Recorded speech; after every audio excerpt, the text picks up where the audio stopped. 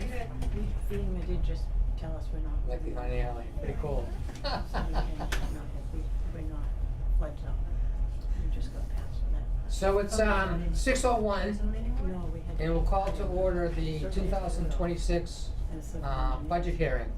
They went, I think that's FEMA to approve it, And we're gonna start by having Woodard go through the operations budget and the water budget. Those would be Articles 4 and 5 on your warrants. Okay, everybody got a copy of the budget from up front? Okay, so before we start, I want to point out, I scrubbed this really thoroughly in the last 2 hours and I found one minor mistake. So I want to point that out. It's not really that material. Let's go to, on your budget, the operating budget, not the water budget. And we have it listed as, you'll see a line 47. There's no numbers. Oh, there's no numbers. Okay, so go down. It's on the proposed. What page is that on? It's on the second page, and it's called culverts and basins. So you'll see a truck subtotal, then go down to the fifth line below that says culverts and basins, and the budget for that was $2,000 in 2025, and the actual in 2025 was $1,591.95. Everybody see that? Yeah. Okay, that was double counted in the sums here. Okay, so when you go down to the subtotal of 410.20.020.022 on the budget, that's overstated by 2,000, and similarly that 333,605 is overstated by $1,591.95. For our purposes, it really is not going to matter that much when we talk growth rates or percentages of total expenses. And the sheets I'm working off of, I've already corrected it, but I wanted to make you aware that there was that error. All right, so we're going to start with the operating budget. And we're going to go by basically major categories, but if there's any particular line item within a category you want to discuss, just bring it up. So at the very top, salaries, officers, you can see last year's budget was $12,200, but the proposed is $17,065, because at last year's annual meeting there was a warrant article to increase the salaries, the stipend for the officers from 300 to 400. It'd never been at 300 for like 30 years, so everybody thought that was reasonable. So that's why it's higher this year by about 30, almost 40% of proposed 26 versus budget 25. All right, then let's go into administration. All the administration expenses in our budget are 3%, well, the total is 3% higher than it was for the budget 2025, but we have some new things in there. We went to a new telephone internet system run by Bretton Woods Telephone Company, I think, and the reason we did that was because in the past, if people had a problem with the water system or there was a problem with the roads, they just called the office and left a message.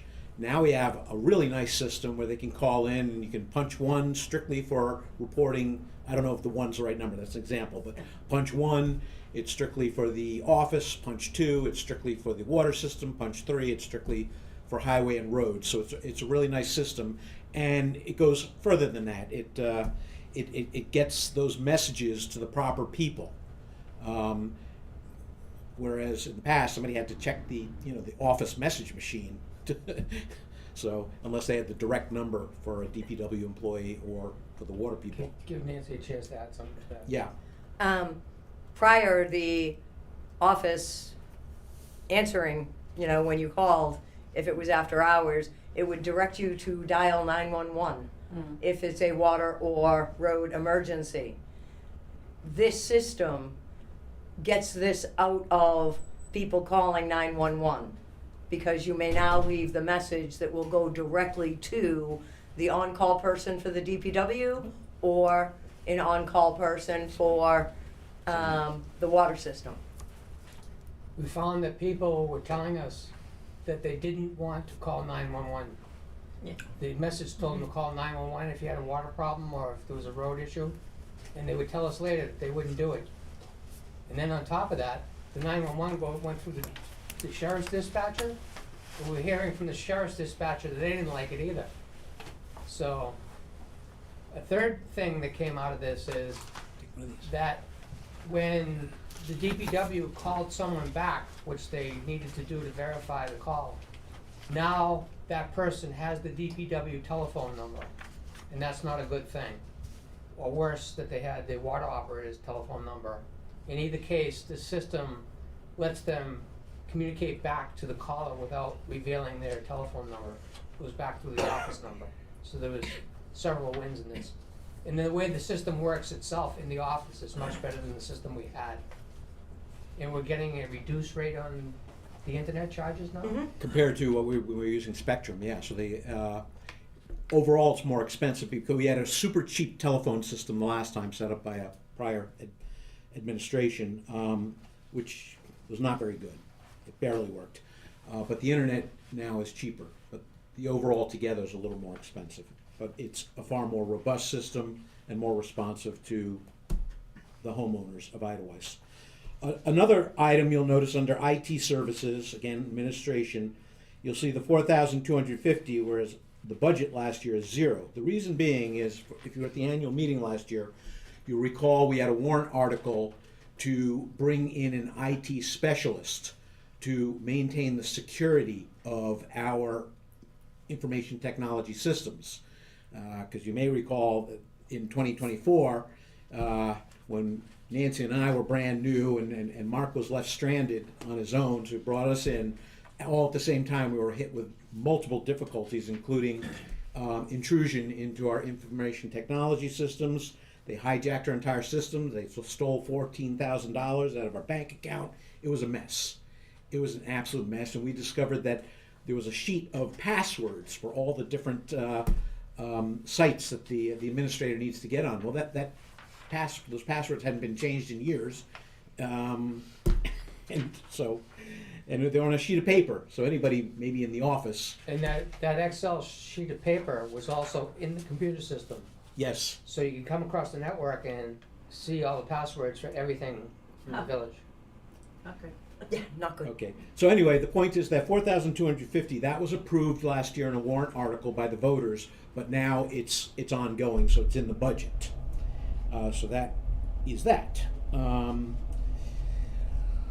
Let's go to another one that went up a bit. Was salaries. We have to increase our people's salaries because, as we all know, despite what our leadership in Washington says, inflation is still a real thing. Affordability is a real issue still.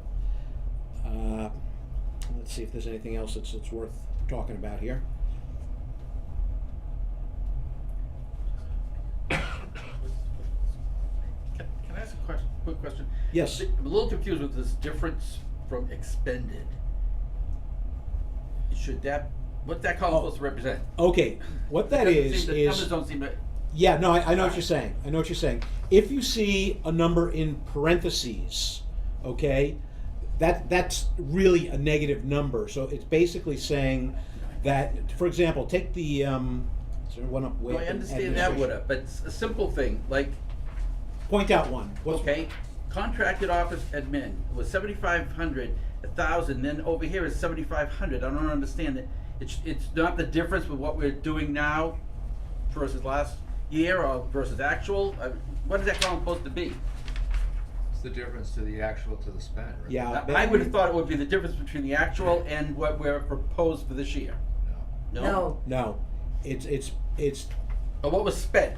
Zero in that Zero. example. yeah. Yeah. Oh, okay, budgeted versus- all right, okay. It's really just the difference So- between. So there's nothing that shows, okay, that's fine, Your okay. best example is the Yeah. legal expense. If you look at Okay. the legal, you budgeted Yep. 8,000, actual was 8,852, that's why it's a negative 852. Right. Okay, so it doesn't, Right. there's no way it shows what we're going. That has to do with budget That's to good. Yep. actual, All right. okay? Perfect. Right now, but remember that if you see it in parentheses, it was overexpended the Right. budget. Right. If it's Oh, yeah. a positive Yep. number, that was underspent from the original budget. Yep. Okay. All right. The one thing under the administration, which is a real big unknown, is the audit line item. We left it at $5,825, but the auditor we've used the past several years said they're not going to do our audit anymore.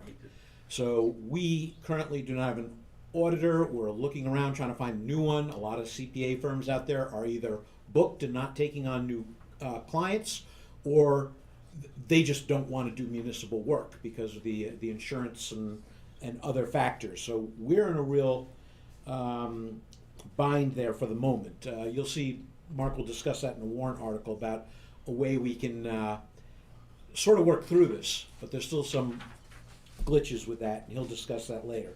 So this number could change, but that reflects the number we paid on the operation side of the budget. For an auditor, we paid an identical amount, $5,825 last year, for the water side. So all told, an auditor was, close to 12,000.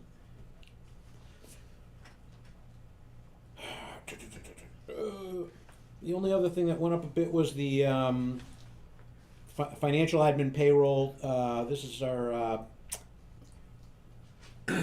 pay service. We had one we brought on 2 years ago when we realized we needed one, but they were really tough to deal with, so we found a much better service, ADP.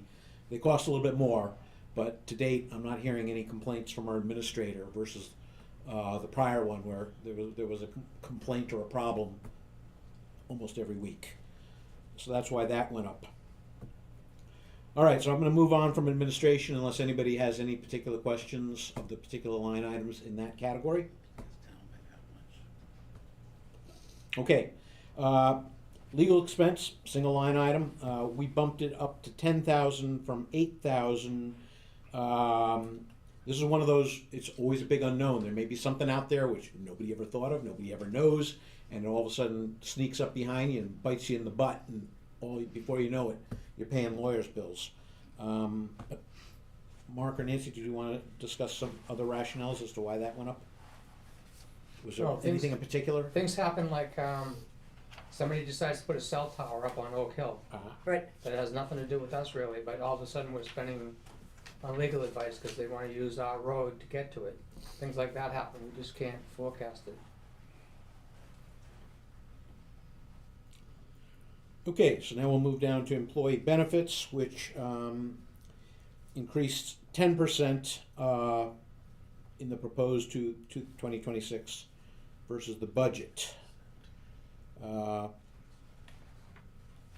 Social Security, FICA, that's the same because that's a standard calculation. Workers' comp, that went down a little. Unemployment insurance went down a little. The big one that went up was New Hampshire retirement. We fully expect to have on DPW staff for the entire 2026 2 full-time employees. In 2025 we did not. We only had a couple, maybe half a year of where we had 2 full-time employees, but now we're back up to strength, and that's why that is higher.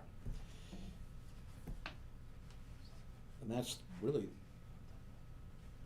the only line item that went up under employee benefits. Any questions, or we'll move on? All right, general government buildings. The total here actually has gone down in our proposed 2026 by 11.6%. So let's take a look at that. So we budgeted 6,000 versus 8,000 last year, and that's a function of look what we actually spent, 2,624. And this is again another one of those things. There's a lot of unknowns. Something can happen to our building, like we had a garage door on, I think it was DPW 2. Was that Andy? DPW 2. It just gave out. you can't forecast those things. It was the electrical housing for the buttons just went, it was just tired, that's Okay. all. So, Too cold. Telephone shifted out of this category Yes. into right. into administration. Right, exactly, yeah, our old telephone system used to be, for some reason, in building and grounds, we took it out, and that's now in the brand-new line called Internet Telephone Backup and Administration. So that's another reason why it went down. Heating and propane, we left it the same, because we underspent by a little over 2,000 last year, but again, what's gonna happen Unknowns. with energy prices, we just don't know, it's unpredictable. Same with electricity, we held it flat to last year. We underspent it by $1,344, but again, energy prices, you never know. Here you go, there's the telephone that we're showing you where we had it last year. It was buried on, I think, buildings and grounds, we segregated it out, but you can see 0 this year, because again, it's up properly recorded under Internet Telephone and Administration. And then engineering, you just never know, so we left the 500 in place, like we did last year, just in case. Any questions on government buildings? Okay, so now we can go to insurance. So property liability insurance our budget went down by 8.2%. The property damage deductible, we upped it to $1,000 from $850. Nancy, you want to discuss that? One of the things that they've done in prior years is they've left one spot for the deductible, and they had it split between water and general operations. So we're setting it up this year that if something should happen to a water station, it has a deductible that would be paid through the water. And if something happened to a truck or a building from general government, it would be covered by general government with no expend from the water. So we're just sort of, it's really a clerical error that's been existing forever. And it is something that we're correcting this year. Now, what's interesting is the property liability insurance that went down, from what, 61,741 proposals. Now we are doing 56,652, and this is a fixed expense. This is a known expense we're going to have. But I don't recall the reason why they lowered our property liability insurance for this year. The Deductibles deductibles go go up. up. The deductible's gone up to 2,000, is that why? No, it's still at 1,000. No, last year it was 1,000, this is, between the two of them, it says 2,000. Well, because now they have separate deductibles.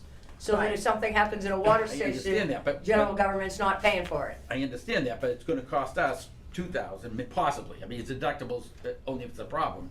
Right. But that's it's a difference of $2,000 in total, I mean, $1,000 in total, right? So the deductible didn't change in the policy at all? Correct. No. It's still $1,000. But even if you go on the combined and we look at everything together, It's two when it's combined. well, Yes, there's two of them because if something happens in a water, we need a deductible for that. And if something happens to a truck, we need to be able to pay the deductible for that. So you need to have the deductible available in both budgets. in other words, the bookkeeping was not correct in prior years. Now we've straightened it out so that the deductible in each budget. But the big takeaway here is last year the combined budget for insurances, operations, and water was $73,637. This year it's going to be $68,650. And actual, of course, was also $72,637 because that was that deductible thing. But anyway, it's gone down. I don't know why it's gone down. Are we considered a better risk these days? It's a I know. pool. It's a pool. So if the pool does better over the course of any year, everybody Makes sense. shares in that savings. Okay. And we also have not had any high claims, thankfully, in the last bunch of years. So that ups us in the pool for who gets the better discounts. Okay, so that's insurance. Next we'll go on to the regional association, and that's gone up a little bit from 650 to 705 because I believe they informed us that they raised their rates, did Yes. they not? Yes, so that's why. Municipal Association. Yep, that's Munis- NHMA, Yeah, New Hampshire Municipal Association. yes. The next one is miscellaneous training and checklist, and we're just holding our budget the same as last year, although I thought we agreed we're gonna pay a little bit more to the keepers of the checklist during voting. We may, Okay, we have the room, we only Yeah. spent 1,248 last year. Right. We're not talking substantial increase if we do it, but I think we did discuss that. All right, let's go to highways and streets, and on my little sheet, because I think it's important, I'm gonna correct this, I'm gonna propose we do a change in the future, but if you look at highways and streets, what I think is important to know as a separate subtotal is you look at full-time staff, part-time staff, on-call comp, overtime, and bonus. But right under that, I think there should be a subtotal. So you can see the total budgeted compensation of our DPW crew. So you don't see it on your budget, but I can tell you for 2025, the budget was $224,922. The actual expended was $175,172, and again, that's because we did not have 2 full-time DPW staff members for all 12 months of 2025. We are projecting that we are going to have it, we know we will, for 2026, so our budget comes up to $232,900. So that constitutes a 3.5% increase in those compensation line items for full-time, part-time, on-call comp, overtime, and bonus. Okay? Any questions there? All right, so the next big one is, this is kind of interesting, is, it's truck subtotal, and, you just skipped oh. highway engineering. Yeah, okay, it was right, it was a small thing, took it out. 1,500, we budgeted last year, we didn't spend anything on highway roads engineering. We're leaving it flat at 1,500 in case a highway engineering scenario develops. We know we're gonna have them this year. We know we're gonna have some this year. Okay. All right, so now let's go to all the trucks. We just use a grand sum figure because there's no way of forecasting how much you're gonna do on repairs and maintenance on each individual truck and piece of equipment we have. We budgeted, and you can see, we budgeted 50,000 last year. We overspent that by almost $12,100. So, 62,096. So we decided to set the budget for that this year at 65,000. However, depending on how the warrant articles go, one of the warrant articles, and we'll discuss that later, is proposing purchasing 2 new trucks for DBW. So if that happens, that would replace the International and the 2019 Ram, and you can see between those two, we spent roughly $23,000 in repairs and maintenance on those 2 things. So a lot of that would go down. But again, that's a big if. So we're setting it at 65,000 for the moment. So Are any you saying questions? that if those articles would have passed, you'd change this number?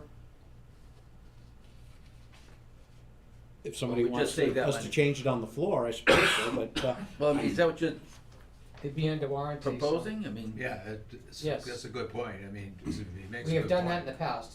Yep. Yeah, all right. okay, so you're saying if the warrants for the 2 new trucks pass, we could modify this budgeted repairs Sure. and maintenance? Yes. Sure, because that article happens first. Well, we have to wait a while to find the answer. Yeah. But typically, you know, we would have that before the budget. We can always go back and fix that. That's So right. That's Yes. good, a good point to bring up when we get to that article about the trucks. Okay, Yes. Yeah, cause it's almost a wash. When Yes. you look at the proposed first year payment. First year. Yes. Right. Yeah. you're right. Yep. You're Not only that, absolutely right. There's a huge factor that the numbers don't show you is, it's not just the repair cost, it's the fact that we don't have the trucks when they're being fixed. Right. That kills us. So having a reliable truck Oh. and not paying for it to be maintained like this is a huge difference, so definitely we would knock these down if the trucks got voted to be purchased. Yep. We always do that. Okay, so now let's move on below the trucks we got. I'm gonna focus on the next: fuel, repairs, maintenance, supplies, shop, salt, sand, culverts and basin, which we know is double counted in your particular one, gravel, communications equipment repairs, dust control, subcontract equipment, and asphalt. What your budget doesn't show you is what the total for all those line items are. I broke it out in my presentation, so I'm going to tell you that those items added up, and these are real numbers because I didn't do the double counting on mine, so these are correct. In the budget for all those items was in 2025 was $131,600. Actual spent was $94,744. And our budget for 2026 for all those items is $136,900. So that $136,900 over the $131,600, two budgets, it constitutes a 4% increase. But let's pick that apart line item by line item. The big one is culverts and basins went up by 100%. Subcontract equipment went up by 220%. Salt went up by 10%. Sand went up by 11%. So Mark, you're the road expert here. Maybe you can discuss some of the rationale, what's going on this year, why we increased the budget on these items. Salt, sand, subcontract Well, the equipment. price of salt went up. Yeah. Yeah. And the cost of salt definitely went up, and salt is always an unknown. We could get hit really bad in April. We can get hit really bad in November and December. We don't know. That's up to Mother Nature. So you have to have the money available based on that. And as far as the subcontract, we did a lot of road work in the last couple of years, or last year, a lot of road work, and we want to continue with that. And we used contractors to do ditching on multiple roads, and we plan to do that again this year.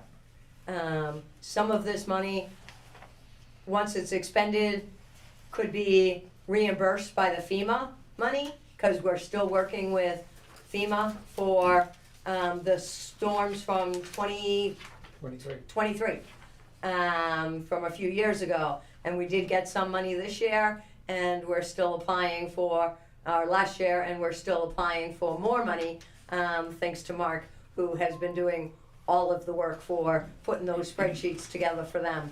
And thankfully is continuing to do that. So that's why that's going up, is so that we can continue to use that. And then if we get reimbursed, then there'll be more projects on the 2027 project, warrant, to spend that money, for more, or we will be able to just expend some if we need to, or we could have more projects that we want the voters to vote on. And I think we went into 2025 with a pretty ambitious schedule for road work. Didn't pan out quite as well as we wanted to, but still it worked out quite well. It did. But this year, I think we're in a much better position, hopefully to almost do everything we wanna do, fixing the roads. So that's another reason why, For this year. for this year. Yeah, By a lot. cause it's something that is continual. You have to Yes. do them every year. Right, it's constant every year, but, We'll buy more gravel than we'll, in this year coming. Yes. Than we've ever bought for any year in the history of Iowans. is the Nice. plan. but we know the roads were neglected, or not, I'm not gonna say totally neglected, but, we're not as, wasn't enough TLC that went into them over the past few years. Okay, so that's, any questions on all those items that the DPW uses for road maintenance and repairs? If not, we can move on to street lighting. You know, we budgeted 2,300 last year. We only spent an actual of 1,279, so we decided to lower the street lighting budget to $1,500, which is a reduction of 35%, and we think that'll work. Okay, next under Parks and Recreation, we budgeted $8,000 for 2025. We actually spent $4,251. We're budgeting $8,500 this year. Part of that is all the beaches have a porta potty, so that was the actual expenses, part of the actual expenses for last year. And what was the other reason we There's were going to? Rafts that need Right. maintenance. Yep. We need to replace at least one ladder, I think, before they even go in this coming spring. They should potentially get painted if we can do that, before they go into the, ponds this year. So there are things that, that needed, that need to be done there with the rafts and, We're buying General. heavier duty ladders now.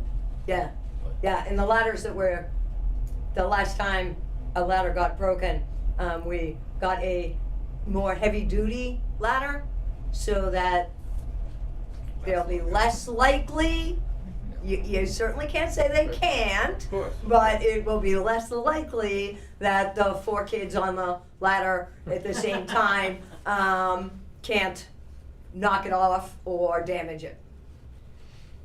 Yeah, they would have to have the strength of 5 Arnold Schwarzeneggers when he was in his 20s to damage the new ladders, but it can happen. It can happen. It can certainly happen. Okay, so that's Parks and Recreation. Let's go into the bonds. Woohoo, we paid off the 2019 Ram, so there's nothing in that for this year under either principal or interest. That's paid off. The Rhinoc Tower, ongoing till 2035. And then the John Deere backhoe is also ongoing until I think 2027. I think that gets paid off completely by 2027. So you can see under the bonds, principal, bonds, interest, where we stand, and those are all known expenses. We're not swagging that at all, but we know that. Let's go down to TAN. Now this is interesting. TAN stands for Tax Anticipation Note, and it's kind of like a line of credit to a municipality that only gets payments from tax revenue twice a year, and it's possible your expenses will exceed the revenue available to you, and if that's the case, you need to draw into a line of credit, which is this Tax Anticipation Note. And to the best of my knowledge, when I first moved up here, they were using it every single year. But you'll notice we didn't budget anything this year because the commissioners, we decided to have a certain level of, we decided on a unassigned fund balance. Our goal is to reach an unassigned fund balance that is equal to 50% of the budget. Do I have that correct? 50% of the budget, operating budget. And if we do that, we have enough cash to pay all our bills, even if the revenue side has all been spent out and we're waiting for the next revenue check from Madison from tax collections. You have to be clear. Revenue is not taxes. It's Correct. taxes that we're counting on. Revenue to a municipality in New Hampshire comes from registering cars, Okay. dog licenses, a whole bunch of things. Like the town report shows that they collect close to $500,000 in car registrations. That's good for their cash flow because that happens in each month. Yeah, We don't have right. revenue. We get taxes. So tax income. We get a tax payment in July, we get a tax payment in December, or possibly the first week in January. And the water is a different system altogether, so there's no real revenues that we get. Okay. So the tax payments, like I said, we only get it twice a year, but we have enough in our unassigned fund balance, which is the cash balance, to handle any shortfalls should we exhaust the tax payment money from the last payment that we received. And that's a good thing, because there'd be interest, if you had a tax anticipation note, there would be also interest on that, so an added expense. And the banks have changed radically. They now want a letter that costs between $2,500 and $3,000 each year from an attorney. And the attorney's supposed to verify the way the village is running before they'll even start to give you a tax anticipation note. So the hoops we had to go through and the increased cost of the TAN has us go into a strategy of not borrowing money, using the unassigned fund balance as cash flow for each half of the year. Okay, so now we get to the total operating budget, which the budget in 2025 was $817,999. Budgeted this year is $833,729, and that constitutes a 1.9% increase in the 2026 budget over the 2025 budget. So I'm hoping that's a reasonable increase with inflation running ahead of that. Okay? All right, so unless there's any questions on the operating budget, we can move on to the water budget.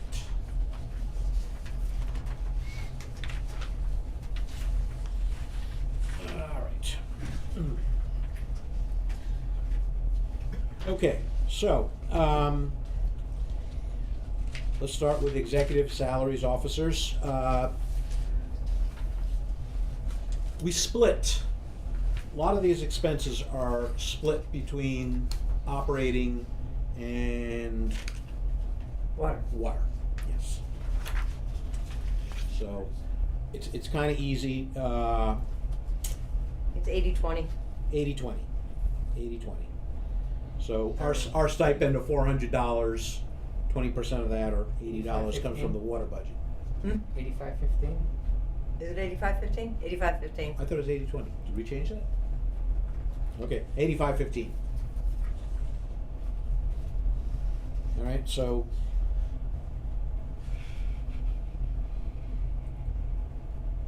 you recall that the one thing it's not 85-15 is the audit. You'll recall I told you that's split 50-50. So you'll see the audit line under water is identical to the audit line under operating of $5,825.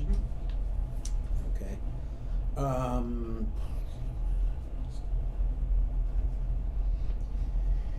If we take the entire administration, the budget for 2026 is 14.5% less than it was in the budget for 2025. And let's see what major items went down. Well, okay, the big one that went down was the contracted office admin, which we never used, which could have been like a second part-time admin person, or somebody who was contracted out as opposed to an employee. Well, they ran for several years with a full-time and a part-time. Yes, Mhm. they did. So last year, we, on a combined basis, we budgeted 15,000. We're only budgeting 2,000. So 1,000. That's also another. It's a 50-50 split. But that's the big reason why administration under the water budget went down. Legal expense, we held that the same on the water side. and 2,000. Employee benefits, again, the same 85-15 split. And that's strictly our administrator, right? Yes. Yes. Okay, now, here's the one that went up by quite a bit, is take a look at the general government buildings. Last year, we budgeted 8,535. This year, we're budgeting 16,500. And the primary reason is that the Summit Pump House, that's right. The Summit Pump House is, the interior and the exterior needs quite a bit of work, including insulation, maybe a new roof. There's a lot of work that needs to be done up there to protect the pump house up on the summit. So that is why the buildings and grounds is 10,000 this year versus what we budgeted 2,200 last year. Okay, heating, electricity stayed the same. We took telephone out. We discussed that. The same reason that was moved up into admin. Engineering, we doubled that because there will be some minor engineering going on in the water system this year. Any questions there? Otherwise, we can move on. Under insurance, we discussed that again. Property liability insurance on the water side has gone down, not a whole lot, but about 1,000 or a little less than 1,000. But again, the deductible, we had made that proper bookkeeping adjustment. That's why that's up to 1,000 versus 150 last year. Same with the NHMA Regional Association. We told you that's the fees there are going up. It's reflected also in the water budget. Miscellaneous training checklist, we just held that flat. Okay, the rest of these until you get down to asphalt. Asphalt? Yes. Okay. And sand above that. And the water. Lugano will be asphalt that the water system needs to have ripped out and replaced this year. Right. Okay. And anytime the DPW does water work for filling in a hole after a new curb stop or whatever gets done, they use sand. So we're increasing the amount of the budget for the sand underwater from 300 to 500, just to have that so that it gets properly allocated away from the taxes to the water system. And I'm noticing, It's like, in areas like that, it's not an 85-15 or an 80-20 split. That's been proportional to the actual work. Right. And back on legal aid, it looks like that was an 80-20 split, which, I think it was. did we shift away from consistent 85-15, or We need to take a is look. it all 80-20 now? It might be all like, I thought 80-20 Yeah. was the number I had in my mind for Yeah. those items that we do split. 85-15 for years, I didn't realize.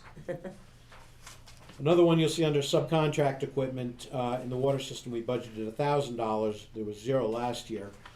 Again, we're gonna have a big section of the water main fixed on Lugano, and there's a lot of ledge up there, so we're gonna have a ledge hammer come in and smash that away so that Simply Water can get in and do the work on that particular part of the water system on Lugano. So again, we're budgeting for that. This isn't part of that 80-20 thing.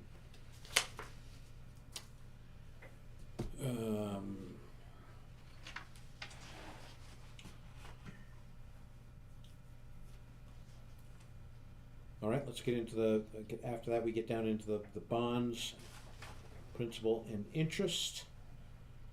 And the water tank, which is not the Rhineac Tower. Which water tank was this? This predates me. That was a loan that was done to reline the tanks, right. and then not all that money was spent because not all the tanks qualified to get and then there was a vote to not pay off the loan, but to changed the remainder of the loan for another purpose. So it ended up with this name, water tank loan, that doesn't tell you the history of the bizarre twist that loan took under previous administrations. But we're still paying it off. Okay, but it looks like that will be paid off this year. Cause last year, you'll notice we paid 12,000. 12,139, a little less than what we budgeted. And this year, it's not quite half of that, but almost, which tells me that this will be fully amortized in 2026. So this 2018 water tank loan. All right, now we move down to water services, all the electricity testing, repairs, treatment, pH engineering, water monitoring, all that stuff. We budgeted 183,100 last year. We're budgeting up not too much more, only less than 1% more. 184,500 this year. Let's see, which are the big components here. Okay, the big one, repairs went up by 5,000 in the budget. You'll notice that we almost spent the budget. Actual came very close to the 50,000 we budgeted in 2025. So that's why we increased up to 55,000, because stuff like that tends to be more expensive as each year goes on.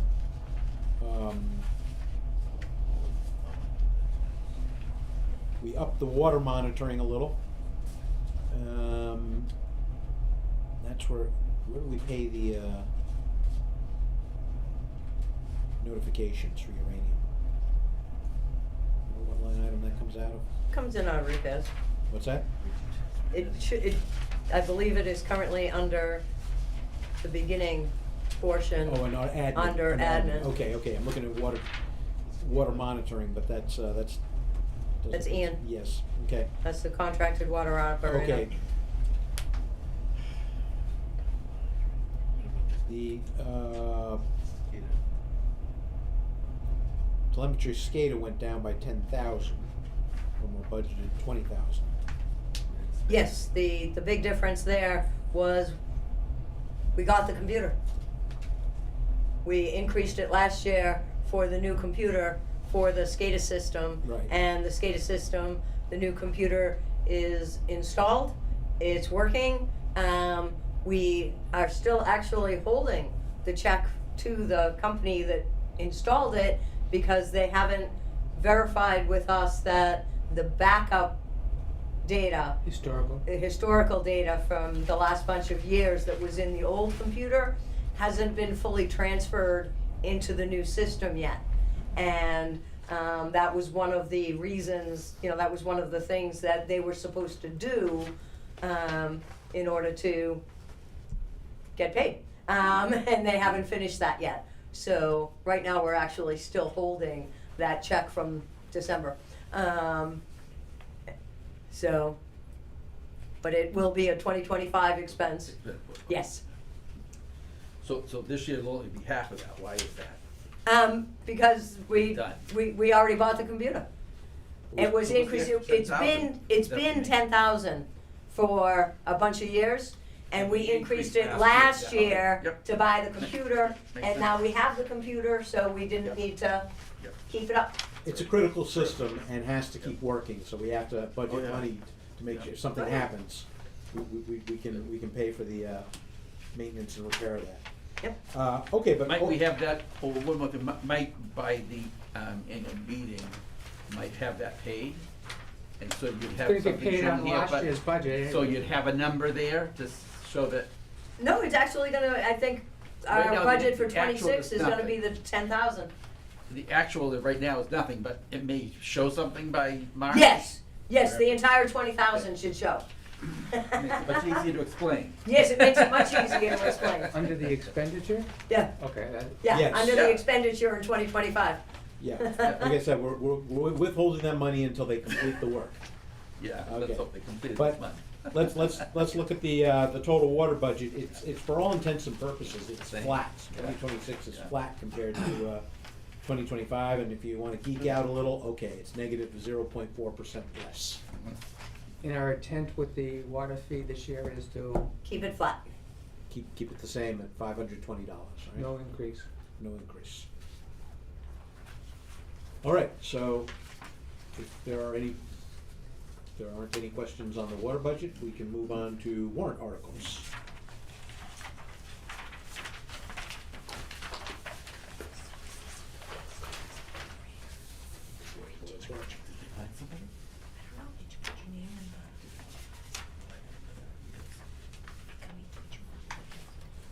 So you can start with Start. Article 2 with the truck. Okay, Article 2. Okay, Article 2 reads, to see if the village district will vote to raise and appropriate the sum of $310,000 for the purpose of a new DPW truck purchase.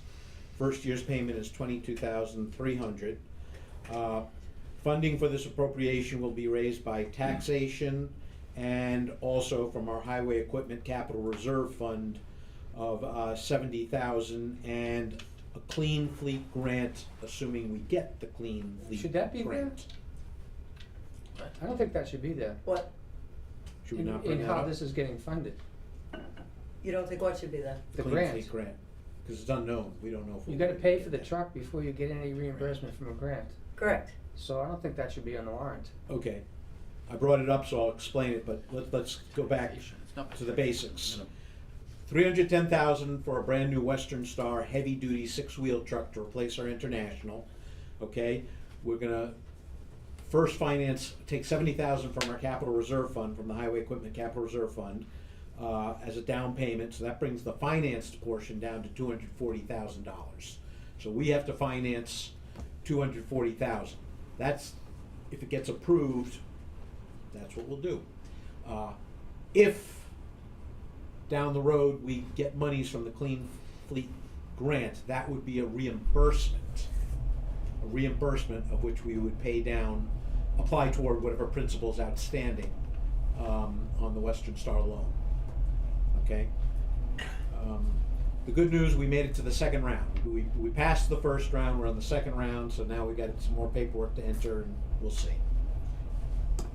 So does the 310,000 include the outfitting? Yes, Yes. it's everything. It's a turnkey system. The truck with all the plowing equipment, the dump bed, the sander, everything. In other words, it has all the capability that our current truck has, but a lot more, because it's, it's more modern, like backup cameras, things like that. It's safer. Heated seats.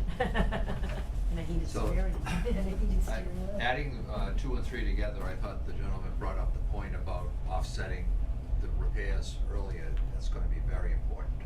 Mm-hmm. Yes. We'll have the number ready to go back and reduce the repair line in the operating budget should these pass. Yeah, I agree. Okay. Well, we actually spent last year about $25,000 between the International and the 2019 Ram. Right, so that would go So away. if those two trucks were replaced, then yeah, presumably that $25,000 would go away.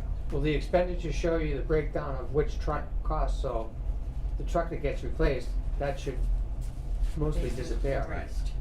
The truck that remains, its cost of repairs should be going up, because it's another year older. But the two we replace will disappear off the operating budget. Right, and if the operators use the new trucks more, then we'll keep the repair down on the old truck.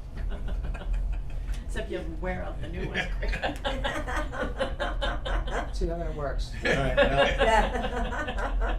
all right, well, first of all, I can assure you that our crew will treat these like their own children. They will be well taken care of. I mean, there's obviously gonna be a lot of, it's rough riding those things around, the DPW, I mean, the VDOE Well, they start neighborhood, off but- using the two Rams. Yeah, They bring the International out if the storm gets a little heavier, right. and then if it gets real heavy, The grader The comes grader out. Grader comes comes out, out. yeah. But That's when you know we're into it. When you see the grader go by, you go, oh, this is heavy. There's a lot of snow. So we're gonna take a loan out for this. Yes. Yes. So the appropriate language has gotta be that in reference to the amount for that. Whether it's a 2/3 vote, blah, blah, blah, blah. Ballot being open, cause the total is gonna be what, 200 is the 310 before the 70,000 or after? That's the total That's purchase the price. gross. Okay. You have to But start with the gross. The financed amount would be So it'll be 220, 240,000. right? 310 minus 70 is 240,000. 240. That would be the financed amount.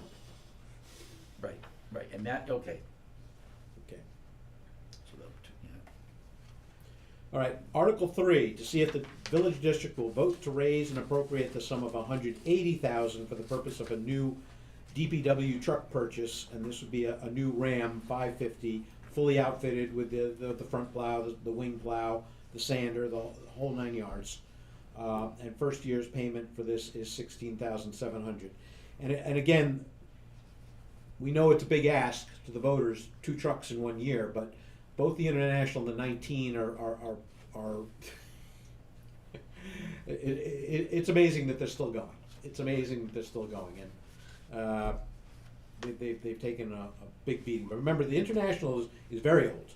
That's a 2008 year model truck, and we received it. We got it in 2009. Yeah. I can't believe 2000. Are you sure? Yes. Yes. Wow. Wow. And the 2019 Ram unfortunately took a lot more abuse than it should have. We won't discuss that now. And it wasn't specified correctly, it's not the same as the 2018. The frame's not the same. Right. It wasn't as robust a vehicle as the 2018 Ram for specifically for heavy-duty plowing operations. And the transmission that's coming in the new Ram is completely advanced technology over what's in the old Rams that we have. Mm-hmm. It's an eight gear transmission, which would be much better for plowing these hills.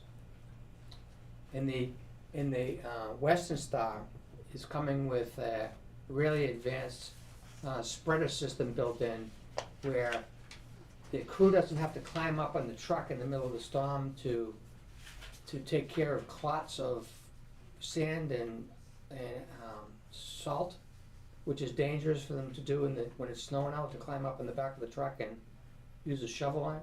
This thing is like a robotic shifting thing that loosens everything up and sends it back towards the sander spreader at the bottom.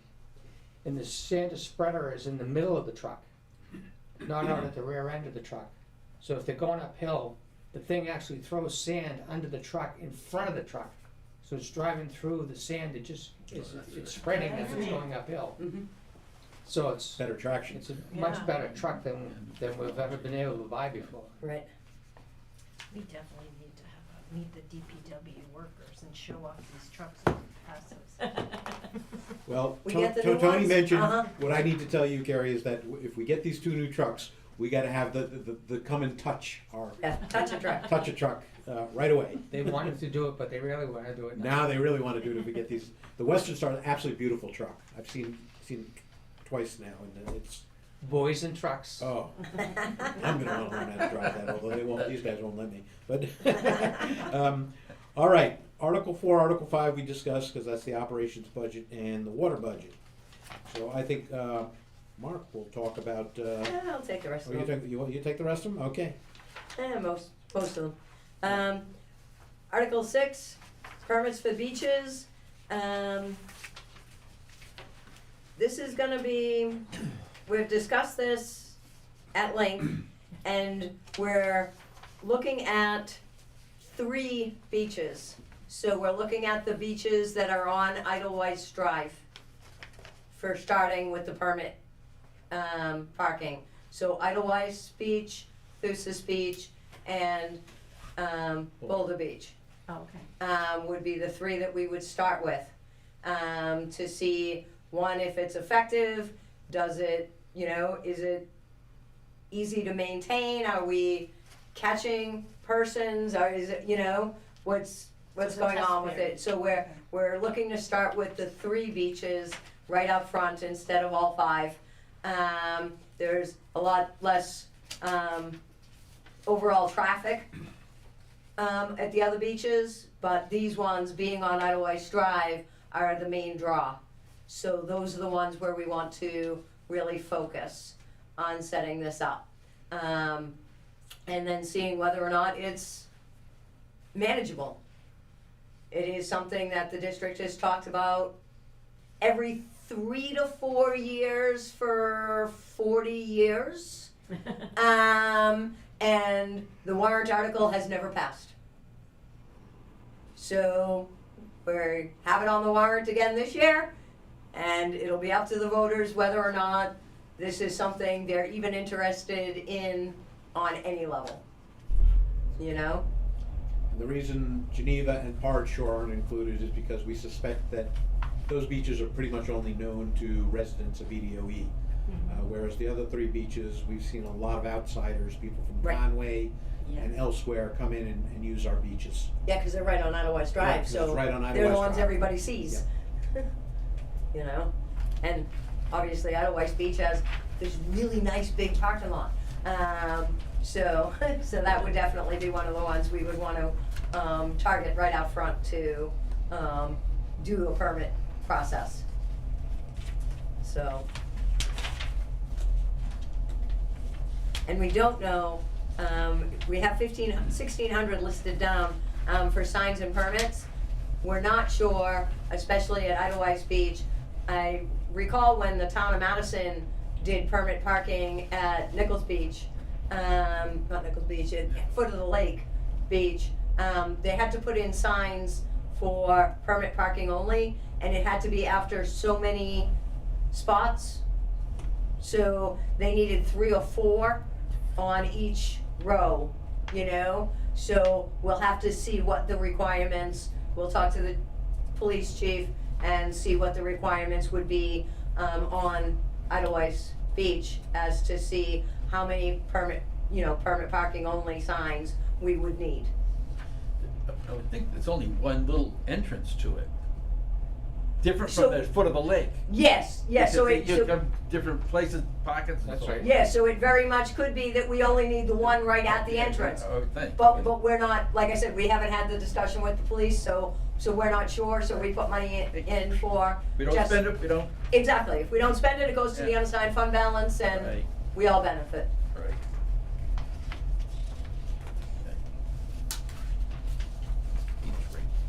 In last year, we did a demo basically with a local vendor who does beach raking, and he did Boulder Beach, and it came out beautiful. So he brings a machine over, he basically lifts the first couple feet off the beach, gets rid of any of the growth that's there, pulls it out, gets it flipped out, puts it back in, and it's nice, and it was nice, and it was very soft, and it was beautiful. And Boulder Beach can be really tough, you know, like if you're trying to sit down on the beach, It was packed down. it's packed, you know, and it was not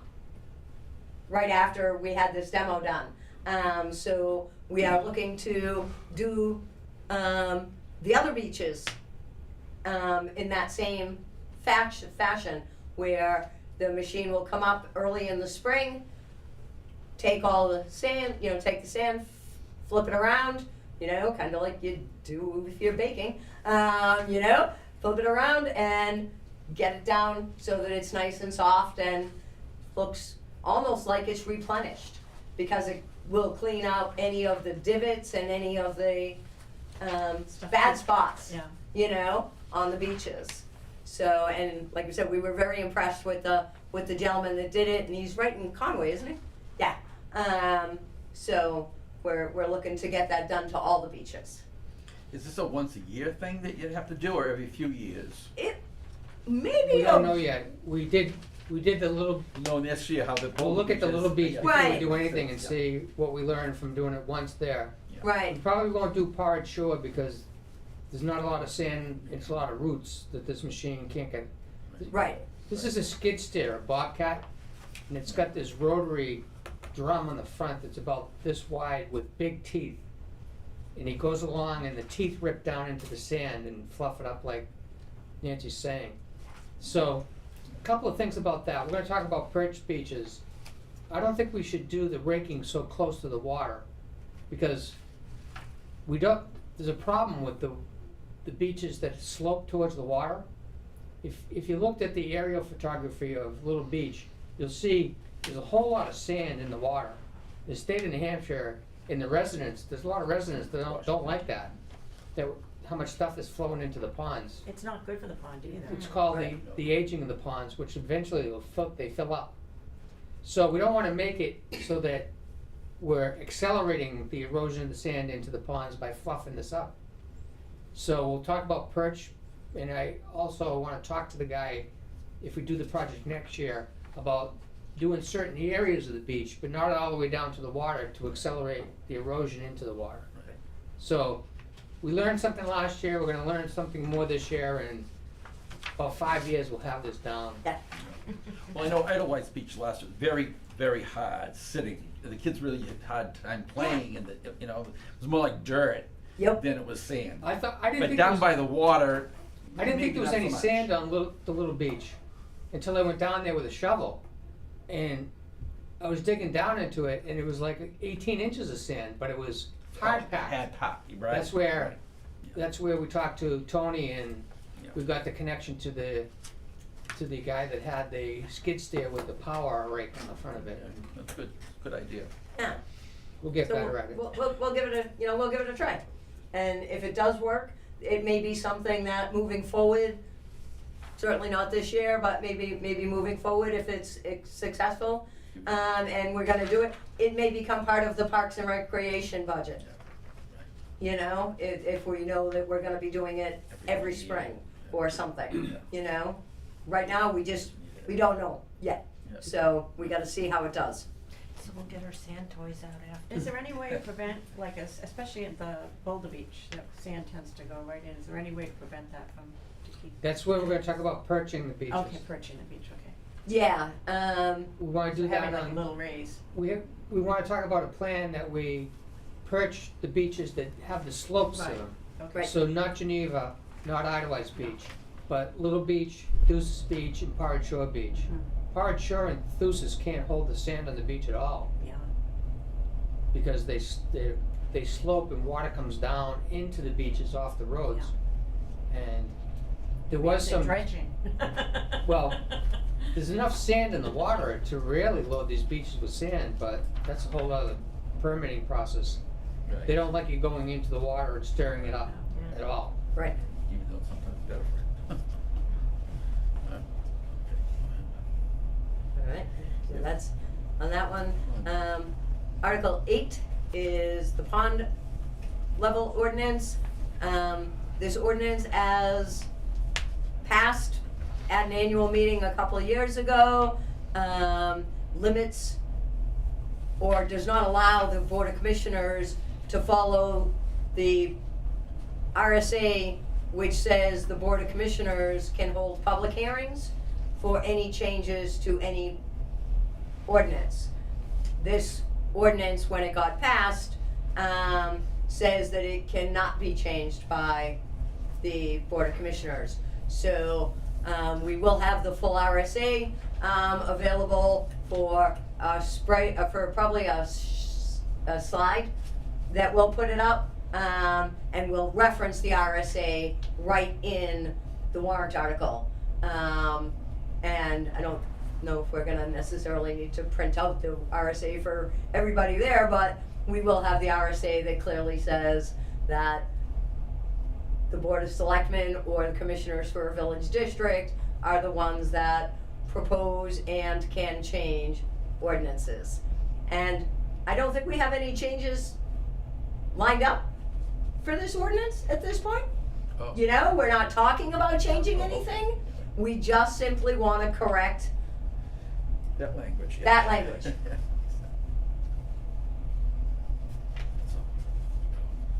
Next, Article 9, the Como PRB pit.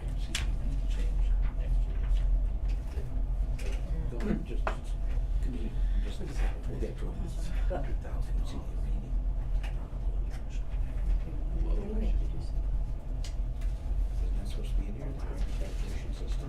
Yeah, Muddy Beach. Good thing. Route 16. Okay. Pardon us. He just scared himself. Yeah. Pull the trump. Okay, so, Article 9 is the installation for the Como PRV. Last year, we had it on the warrant for doing the engineering for this PRV, which is pressure reducing valve, and the pit is a concrete vault that goes in under the ground. And all the valves and everything in there is where you set up the actual valves that reduce the pressure in that zone area. And we have a new one up on Upper Lakeview that's only a couple of years old. This will be Como, and there's probably at least 3 or 4 others that we already know of that we're going to need to put in over the course of the next few years. And basically it just works on making sure that the water pressure isn't hammering anybody's house, and that everything is good across that zone. Other things we need to add for that one? Yeah, they're gonna, this new type of pit that we're putting in, it's a vault that's, that the contractor can go into the vault. It's big. It's an underground 4x4x8, and it will have also hardware in it that will tell the engineer what the flow through the, it doesn't just reduce the pressure, it actually measures the flow, which we need to understand for the hot well, Burn, Platts, Barden, that whole area there is all fed by the pipe that comes down from Oak Ridge Road down St. Moritz through Como, and then feeds Burn and Hotwell, which is the fastest growing area because it's flat and it's so close to 113. So we may run into flow problems that we can't get enough gallons per minute into that area with the size pipes that we have coming down. But before we committed to a project to increase the size of the pipe from Oak Ridge Road all the way down through St. Moritz, we needed to upgrade the pressure reducing capability of the pit. While we're doing it, we're gonna put equipment into it that will tell the engineer what the flow is, so that he can tell us when it is that we have to change the size of the pipe, because the development has gotten too big for the system to take any more new houses on there. And this will be the prototype. We'll duplicate this type of PRV vault in several other places through the village, because we have elevations that go from 500 feet to 1,200 feet. We have pressure variances all over the place, and we need to level them out to extend the life of the water mains. A lot of our water mains are under very high pressure all the time, and the life of the water mains will last longer if we reduce the pressure on them. Okay. And something to note with this one is we did set this one up to be 50% by taxation and 50% by water assessment funds. Water assessment funds we already have. This is money that the water system has already accumulated. So, and the last few larger capital projects were paid for by taxes. So on this one, we're looking at 50-50. And we already believe, we don't have final numbers, but we do believe that the project will come in somewhere probably closer to 80,000, Maybe 70. maybe even 70,000 instead of the 100,000 that we put this in at. If we do have better numbers, we will reduce this on the floor. So it is something that it may not, it'll, when we get to this warrant article, where we reduce it on the floor so that it's less money than the 100,000 that's the warrant's gonna show. And it's that 50,000 proposed that would be in the warrant article for come out of taxation, gonna come out in 1 year or multiple years? One. One, So we're gonna try to install this year, and when we do it, the price will come in between 70 and 80,000. So let's use 80 for today. Okay, So we'd raise 40,000 in taxes this one time. We'd take 40,000 out of the water assessment fund and pay for it, and it's done this year.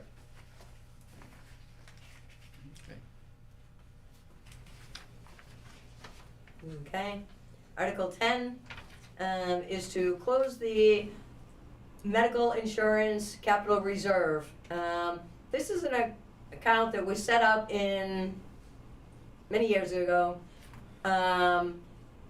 for the district to be able to use money from this capital reserve for expenses that the district covers for our employees' medical insurance. We have a high deductible, and the district reimburses the employees 50% of their deductible each year. So they set this account up, and then nobody ever used it.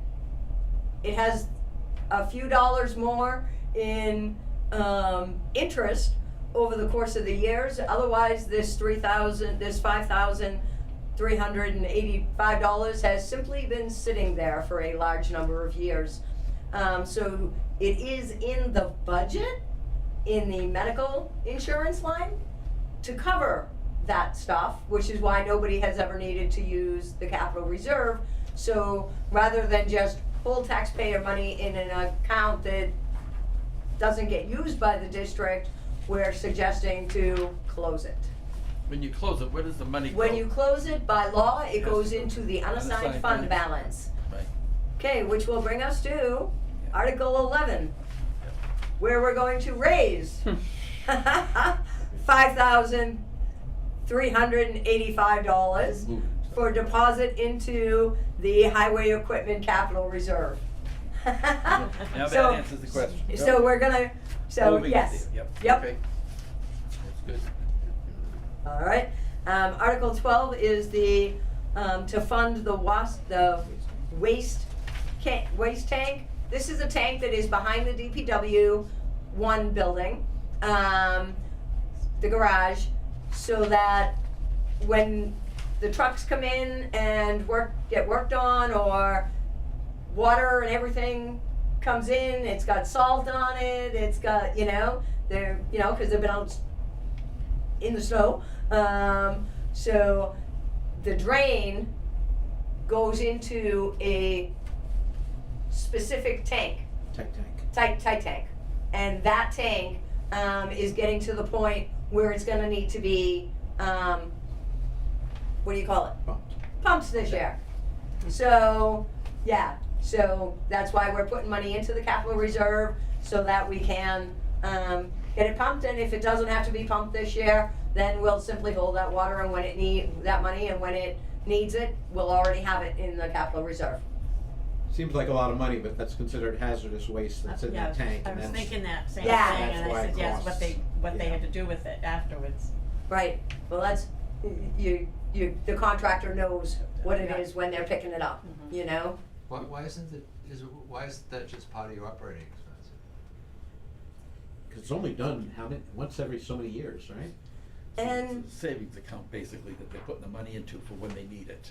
Yeah. Right. Capital reserve, it already exists. Because we capital don't pump reserve, it but every waste tank. year. yes, Right, it's already the water, exists, not a new one. the capital reserve already Yeah, exists. yeah. Yeah. And it actually has $22 in it. It's not gonna do much. So it did have some money in it a few years ago, and then it got used, and now we need to furnish this fund. The next one is Article 13, and this will be to increase, if the voters want to, increase the water hookup fee. We were at 5,000 for a while, then it went to 8,000, now we're at 10? Mm-hmm. Now we're at 10,000 from a few years ago.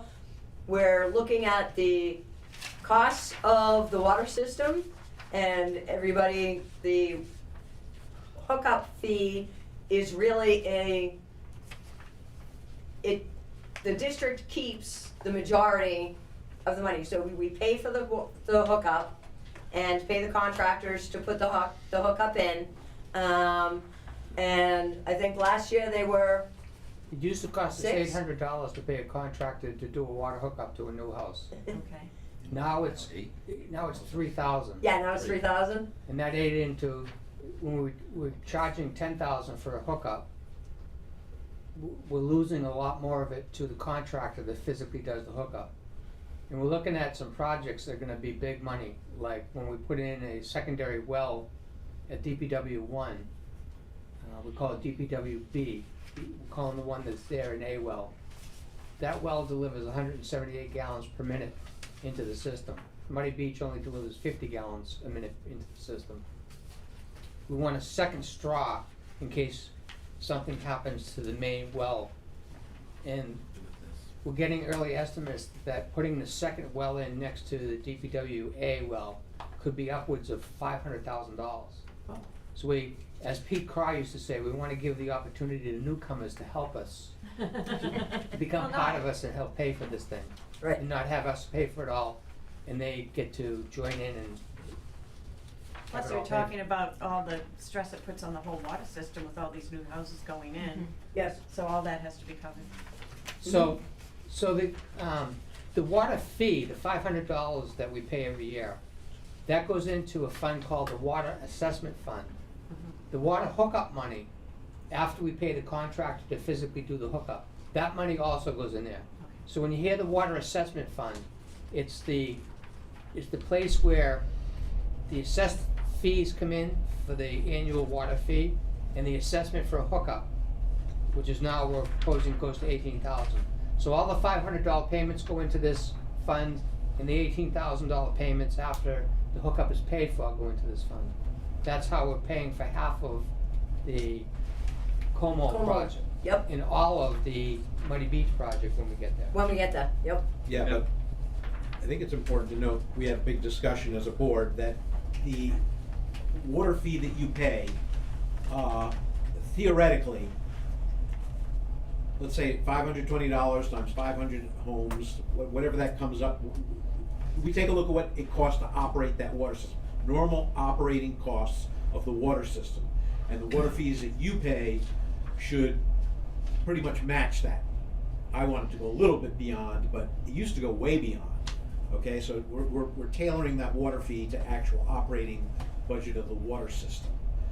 But this is extra gravy when we get this money from the water hookup fee. We have to pay a licensed water contractor to operate the system for us. That's several thousands of dollars. We have to pay $25,000, $30,000 in electricity for the pumps. So that's the operation of the water system. To do projects like put a uranium system in, and put a second DPW well in, and put these PRV valves in, we separate that from being operational costs every year, the same things we pay for over and over every year. In expansion, replacing water mains, that would be out of the water assessment fees, not out of the $500 payment. Right. So, just to try and explain more clearly what I said, $520 per household or per water customer. Let's say it's roughly 500 households that are water customers. 520 times 500 is 260,000. You'll notice our budget for the water system is 257,000. So it's Okay. It's right there. right. All right. So next is Article 14. This is where we're gonna get to. Perch beaches. We're gonna do an experiment, or we hope to do an experiment this year, with Pirate Shore Beach. Thusis. Thusis. Okay, with Thusis. To perch the beach. There's, if you look at the DES, Department of Environmental Services, they have a whole section on how a homeowner can make a beach. And this is the type of process that they have to go through. where the sand does not touch the water. So, as we've already discussed, this is something that we're gonna look at, and we're gonna see about putting in the permits through DES and see what we need to do, and start with Thusis, because that is the one that has been identified as the one that puts the most sand right outside, right into the water. And then if it works, we'll barge, Boulder Beach, Barge Shore, could be done that way as well. I don't think Geneva or Edelweiss Beach will need them, but the other ones will. Go ahead, yeah. Terry. Karen. I have no idea how big this perch is going to be, but will this be a problem with the DPW trucks that come in to move the small? It has to be Correct. designed to let the backhoe get out to move the raft in and out of the water each year. Right. Say that again, Mark, sorry. It has to be designed so the backhoe can get Okay. to move the raft in and out of the water each year. Right. Okay. And the DES, as Nancy was saying, has diagrams on how to do a home beach, a house beach for the water. And as she was saying, it has a set of stairs that go to the water. They want the water line to be natural, and the sand is all contained and it's surrounded on all four sides. I think what we'll be able to do, because the beaches already exist, and they'll understand we're trying to get the water to, the sand not to erode into the water, that will, I'm thinking they're gonna let us do a terrace. Just have one step across the whole beach so that the sand is stopped from going into the water. And we'll have to have a side ramp, that's the trick. I think this is something for Doug Prescott to chew on, is how to get the backhoe, can the backhoe step over a 6-inch terraced step across the whole beach? It's So, destroyed. so that part has to be worked out, that's why we'll start with Thusis Beach. We come up with a solution there, we'll reproduce it on the other two beaches. Pull it out. We did this at our house, and the perching piece is 8 inches high. Cement. So it's designed to prevent any sand from going in. And the way we get the raft out, we have, I think the bases are the same as yours. They come from the place over in Naples. We put a rope around it. We put 2 4x4s in the water, put the rope around it. We have a tractor, and Slide it just it? pulls it right out. And I do it myself. Okay, Yeah. so it should be It's something. not as big as. It's not as big, obviously, So but. let us know when you finish with Thusis Beach. But the whole idea is to prevent any further sand from going into the Yeah. water. We had to get a shoreline permit when we added onto the house, and it was all part of Is it Yeah. cement? No. The step? the. No, the 4x4s. 4x4 to make Yeah. a step. Yeah, I may even have a picture of it. yep, and we're thinking, you know, we're probably gonna wind up with the same type of, setup. A couple So of what is years the two- ago, Lake Smart had a really good presentation on if you wanna have a beach and the rules now. How do you put a beach at your house, and they talked all about terracing. Yeah. Is the $2,000 gonna pay for the cost of doing the whole project for the one beach? Yeah, we're not thinking Think it's so? gonna be very expensive, Good. And Tussis is a small beach, Oh, Right. Yeah. yeah. so, yeah, But it's never had any sand up on the flat part. It's always been the slope down to the water. Where the boat racks are, where the outhouse used to be. Yep. That's never used as a beach. That's never used as a sandy part of the beach, so you might have multiple terraces. I think we'll take our time and learn how to do this for Thusis Beach and then have our system, but I think it might look different at each beach because they're different beaches, different slopes and different sizes.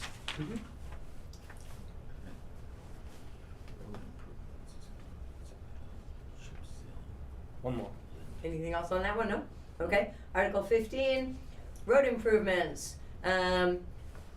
This is to raise $17,000 for the chip sealing of Blinden Drive. Anybody in the area should realize, yes, Glendon needs help. There's a lot of cracks in it, and if we at least get it chip sealed, we can get the cracks gone and get it ready. Right now, we did have a contractor who came in to look at doing some additional work too, and this should be crack sealing. This yes. should say crack. Okay, we'll fix this. It's crack sealing, not chip sealing. So we'll fix that. But we did have a contractor come in and look at properly chip sealing Glendon, which is the process that we did on Idlewild Drive. 2012. 2012, so many years ago, and at that time they said it would help the pavement to survive an additional 5 years, and now it's 13 years later, and Idlewild Drive still exists. So we're hoping that Glendon will get good, even just from getting the crack sealing, because that contractor did say that his suggestion at this point is rip it up and start over. It's gone. And we're not of that mindset. So we're thinking that we want to at least try to protect it as long as we can. And for right now, if we at least get the crack sealing done, we know we'll be doing some protection for it. And the next one is Article 16, Muddy Beach upgrades, and who wants it? You did all the work on the uranium. Okay, to see if the village district will vote to raise and appropriate the sum of $75,000 for the purpose of upgrading Muddy Beach Pump House, including but not limited to addition of uranium filtration system. Funds for this appropriation will be raised by the water assessment funds, not taxation, money we already have in our water assessment account. You've all gotten the letters over the past year that Muddy Beach has gone above the uppermost limit of uranium levels, in which case New Hampshire DES says we have to send you these letters to let you know that that has happened. They also say, if you read real carefully, that don't get alarmed. Nothing to get alarmed about. You're not, you're not getting poisoned right away. It would take many years, but nonetheless, you should know about it. Company. Yeah. but when people see uranium, they freak out. They remember the attack of the 50-foot man from the 1950s movie and things like that. So anyway, again to reiterate, none of us here have received any drinking water from Muddy Beach since November of 2024. And it was only then where it was starting to creep above that uppermost limit. Before then, it only crept above it on a rare occasion, but it's happening a lot more regularly now. So over the past year, I think out of what we had, over the past 5 tests, 2 were fine, 3 exceeded the limit. Mm-hmm. So we want to keep Muddy Beach as a backup water supply.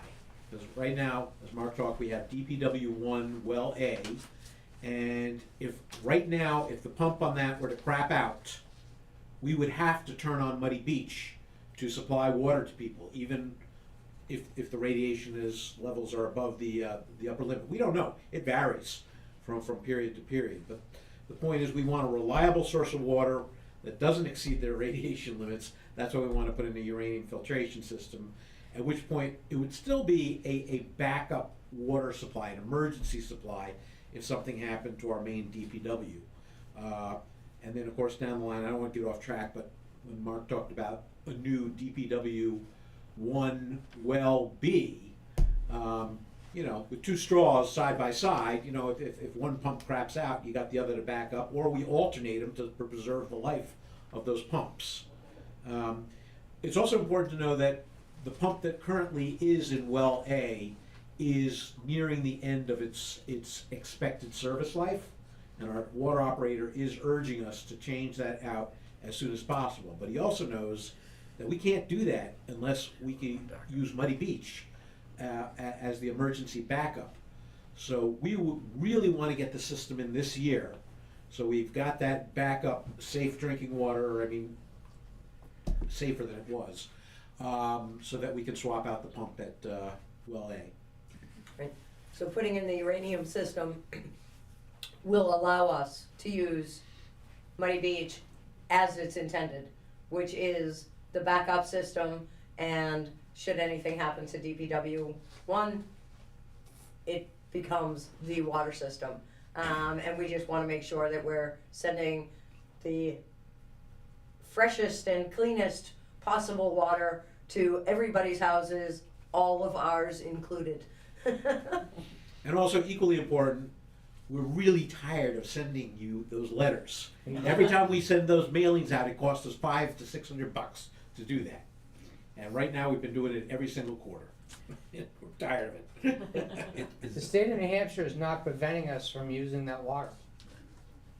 No, They we only could turn it on require- tomorrow. They only require that we send out notices saying that it's above the limit that that requires a notification. So since 2004, we could have chose to continue to use that water, 2024. 2024. But we decided that we didn't want to do that because we didn't have to. DPW 1 can produce all the water we needed, so we kept it offline. If we got into a situation that we didn't get the uranium system in fast enough, and the DPW well pump did go down, and we didn't have DPW 1, then we would have to use Muddy Beach without the filtration system installed. And we would have to notify everybody that that's what was happening.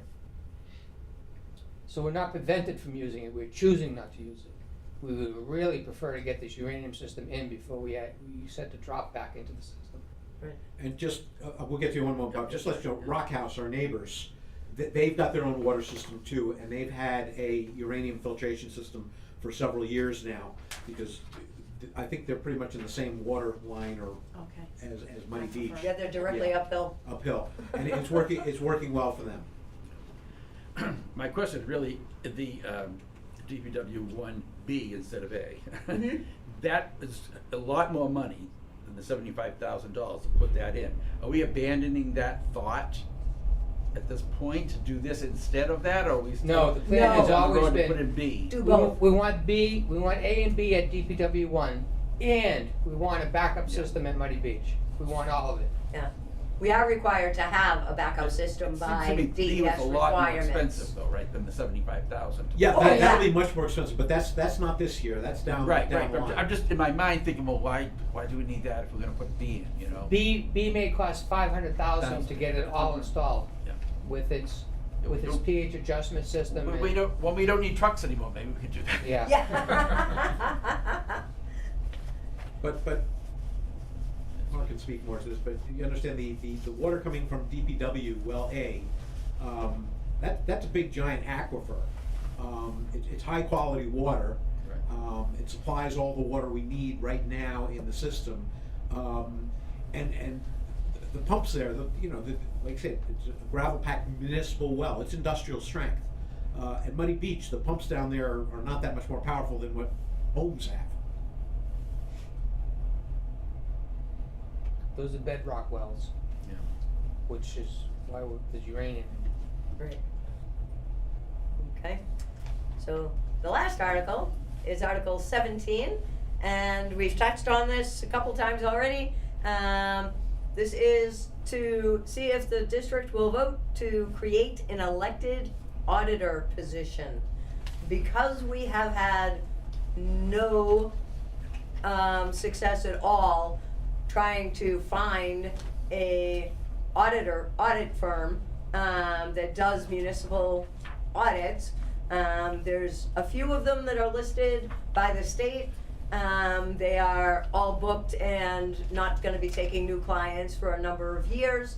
There's a few others that they list that are CPA firms, and we have contacted the vast majority of them. The couple that do municipal audits don't have any room and will not take new clients at this point. And So that's where we're at. We are talking to the Department of Revenue as far as getting a waiver for the audit requirements, because it is required by law that every municipality have an annual audit. And right now, we do not have anybody to audit the 2025 books. So how easy will it be to find someone who will What's actually elected? come on, yeah, that would be an elected auditor? We have a resident who is qualified. Oh. She has already looked through all of the RSA for a locally elected auditor, and we're hoping that we are able to get a CPA firm and keep it going in that direction. But if we aren't successful in getting somebody set up, then we would create this position. It would be elected next year, so it's not anything that affects this year's warrant, except for having this warrant article here this year.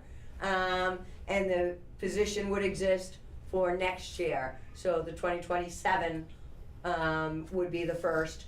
And we already have one comment from some DRA officials that say that if we are not successful, they could get us a, potentially some type of a waiver or a hold for the 2025 books.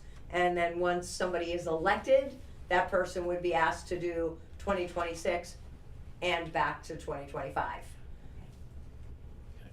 I get a little confused. Why elected instead of just hiring this person? That we just hire them as a consultant to do the audit? Because they don't have all the credentials that are required by state to be a CPA firm that does municipal audits. But if they're It's elected, an they do. individual person, but if it is an individual, if she gets elected, then she is given that authority The way to the do way Oh, it. you should it's do a it. state You should law, do it. Okay. it's a state law that allows us the option, or any municipality, the option of locally elected auditors.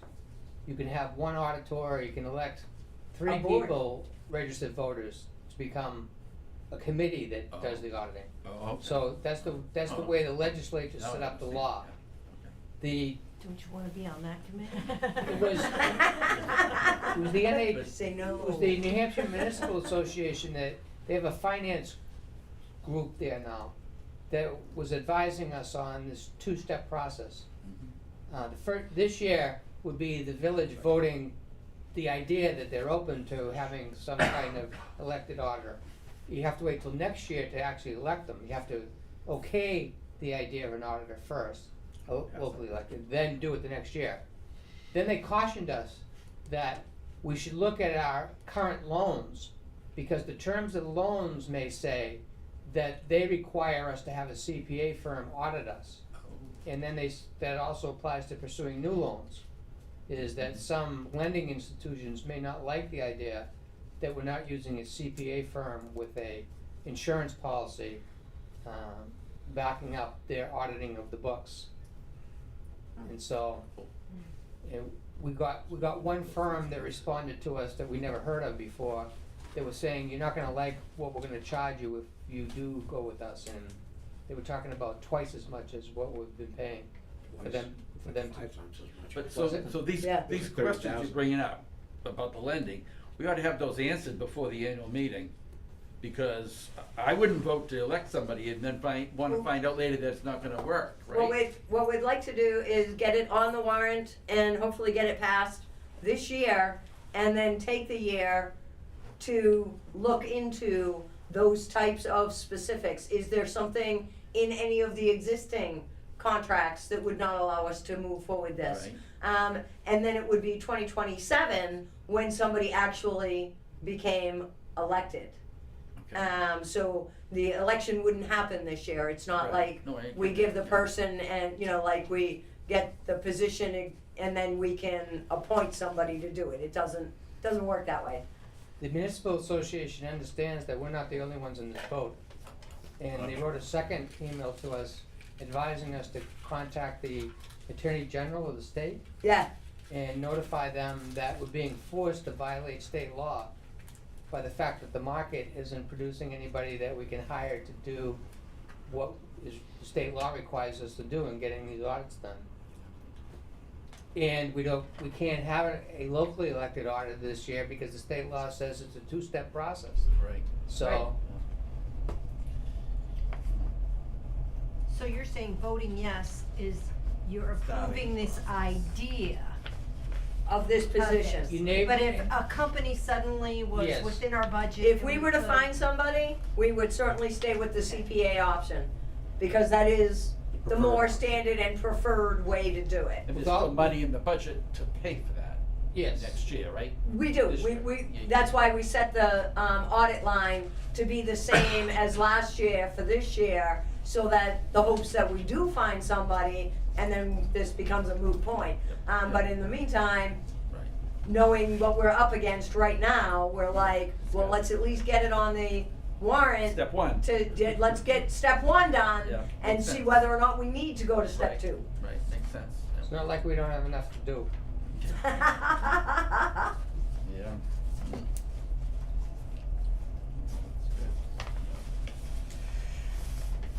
So is there anything else, Any or more any questions? questions? We've reached the end of our presentation. Good. Looks good. I would make one comment. Okay, We spent a lot of time last year talking about a lot of projects that FEMA was going to help fund. uh-huh, May it be worth it to take a few minutes towards the beginning of the meeting to kind of update people on that? If people are curious about, did we get money from FEMA, are there projects still to be done, that kind of thing. Because I didn't see any mention of those type of projects here. I'm assuming we didn't complete them all. we didn't complete all of Right, them. so just if we and could give and an there is update, some, maybe. there are some You that think that'd be worth doing?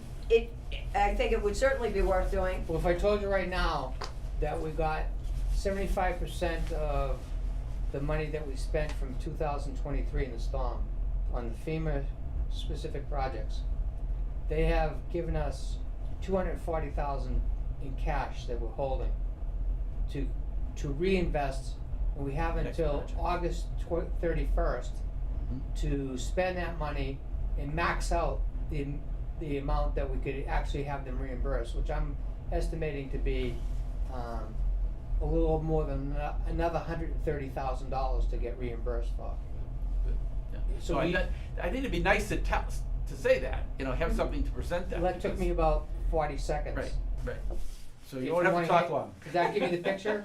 It certainly does, yeah. So we Yeah. could do that Positive easily. thing, yeah. If you want me to do It's that. always good to hear the positive things. Yes. Yeah, it's just, because we have that money, it doesn't impact the budget, because it's money we're Right. gonna spend but And still you have those plans for those projects to happen, is the other Yes. thing, Yep. Good. Back out into the cold. Well, thanks for coming to a meeting on a Friday night in February.